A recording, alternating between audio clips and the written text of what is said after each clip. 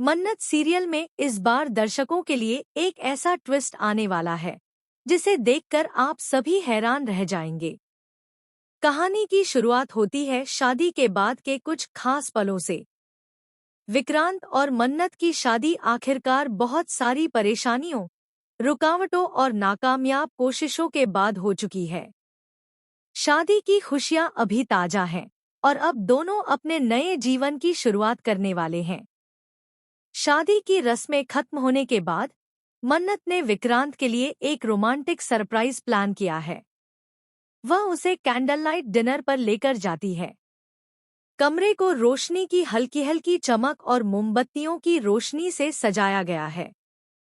हवा में प्यार की मिठास है और दोनों की नजरें बस एक दूसरे पर टिक गई हैं। विक्रांत की आंखों में वही प्यार झलक रहा है जो उसने हमेशा मन्नत के लिए महसूस किया है। मन्नत भी अपनी मुस्कान के साथ उसे देख रही है, मानो ये पल सिर्फ उनके लिए थमा हुआ हो। दोनों एक दूसरे के साथ बैठकर डिनर करने लगते हैं। केक कटिंग का पल आता है और उनके चेहरे पर खुशी की चमक साफ नजर आती है। मन्नत ने खासकर यह सब कुछ इसलिए किया है ताकि विक्रांत के साथ उनका रिश्ता और भी गहरा और खास महसूस हो। लेकिन जैसे ही सब कुछ शांत और रोमांटिक लगने लगता है, वहां पर एक अनचाही निगाहें भी पहुंच जाती हैं। मल्लिका, जो इन दोनों की खुशियों को देखकर जलन महसूस कर रही थी, वहीं छुपकर हर पल देख रही है। उसका गुस्सा और जलन इतनी तेज है कि मानो आग की लपटें उसके भीतर जल रही हों।